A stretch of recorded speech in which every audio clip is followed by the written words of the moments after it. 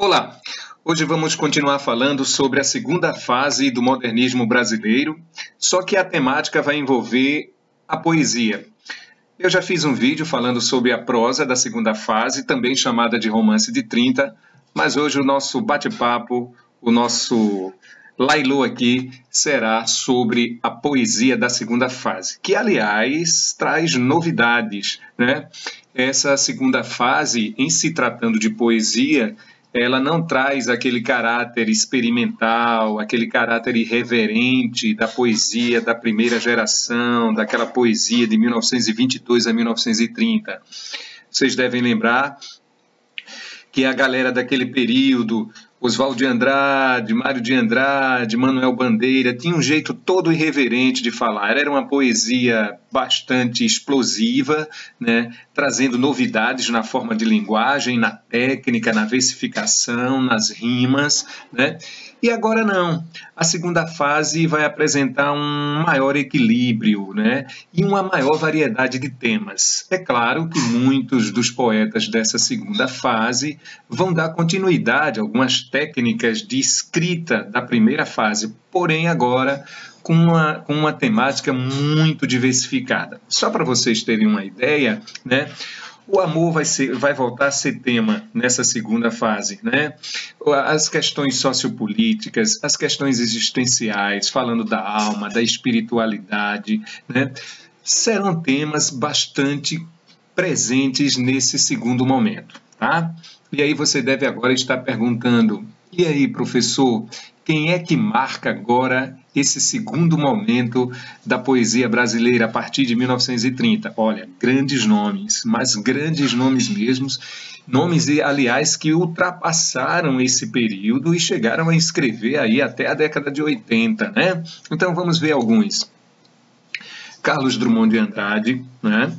Que é considerado talvez um dos maiores poetas brasileiros, se não o maior, segundo a crítica, de todo o século XX no Brasil, pela sua variedade de temas, um autor completíssimo, né? Cecília Meirelles, né? Uma das primeiras poetisas no Brasil a se destacar, né? Temos também Vinícius de Moraes, Murilo Mendes, Jorge de Lima e tantos outros, sem a importância e sem o peso desses que eu acabei de citar. Tá certo? Então, já que a gente falou um pouco aqui a respeito dessa variedade de temas, né, ligadas aí a essa segunda fase, né, vamos falar um pouquinho sobre cada um desses autores, né? O primeiro nome que eu citei foi Carlos Drummond de Andrade, né? Bem, Carlos Drummond de Andrade é um poeta muito variado, né? Ele vai desde a exploração de temas falando da infância, falando da morte, falando do amor platônico, como também ele engaja nas causas sociais, né? Foi um poeta muito preocupado com o seu momento, o seu instante, né? Aquela fase turbulenta que envolveu toda a Segunda Guerra Mundial. Sempre foi um poeta preocupado com o ser humano, com o futuro da humanidade, né? Com o ser presente aqui na Terra. Então, Carlos Drummond de Andrade, assim, ele desfilou sobre várias temáticas. Eu trouxe alguns aqui para vocês, só para vocês terem uma noção. Por exemplo, ele falou sobre a angústia diante da morte, né? Tem poemas dele que, inclusive, fala da própria poesia, são poemas metalinguísticos, né? Tá certo? Ele abordou a questão da falta de perspectiva do homem na sociedade. Então, Carlos Drummond, ele enveredou em relação a muitas temáticas. Um dos poemas dele, e que eu acabei de citar falando da morte, é um que diz mais ou menos o seguinte aqui, ó: não basta ver morte de homem para conhecê-la bem. Mil outras brota em nós, a nossa roda no chão, a morte baixou nos ermos, gavião molhado.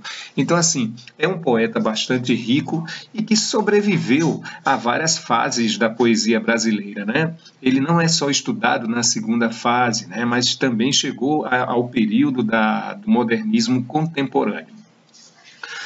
Um outro grande poeta e que se destaca, né, e que ultrapassou também esse período de 30 foi Vinícius de Moraes, né? Vinícius é muito conhecido por integrar aquele grupo que foi o formador da Bossa Nova, né, do movimento Bossa Nova musical no Brasil, né? Fez parceria ali com Tom Jobim, Toquinho e tudo mais, né? Escreveu aquela famosa letra Garota de Ipanema, morreu em 1980.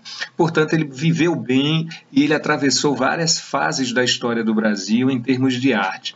Mas ele se destacou principalmente na sua produção literária dos anos 30, escrevendo sonetos. Olha só, sonetos, galera. Soneto, que é aquela forma fixa de poesia que a galera lá de 1922, os poetas tanto desprezavam por ser uma forma precisa de poema. Então, o Vinícius de Moraes ele voltou a dar voz ao soneto e foi através de alguns de seus sonetos que ele escreveu os seus mais lindos poemas de amor, como o soneto de separação, soneto de felicidade, entendeu? Então, assim, o Vinícius de Moraes ele também se enveredou por temas sociais, igual a Carlos Drummond de Andrade, né? Abordou temas sociais também, falando, por exemplo, da guerra, né? Escreveu aquele poema A Rosa de Hiroshima, né? Que é um símbolo, né? Dessa poesia social de Vinícius. Um outro grande nome dessa fase foi Cecília Meirelles, né? Cecília Meirelles é interessante porque ela aborda muitas temáticas voltadas para a questão existencial, né? Cecília, se é uma poetisa modernista ou poeta, já que ela adorava ser chamada de poeta e não de poetisa, ela, ao mesmo tempo, trouxe de volta, né, temáticas voltadas ao simbolismo. Então é muito comum você ouvir em poesias de Cecília Meirelles temáticas sobre a espiritualidade, o além, tá certo? A morte, né? O existencialismo. Então é uma poetisa muito profunda, né?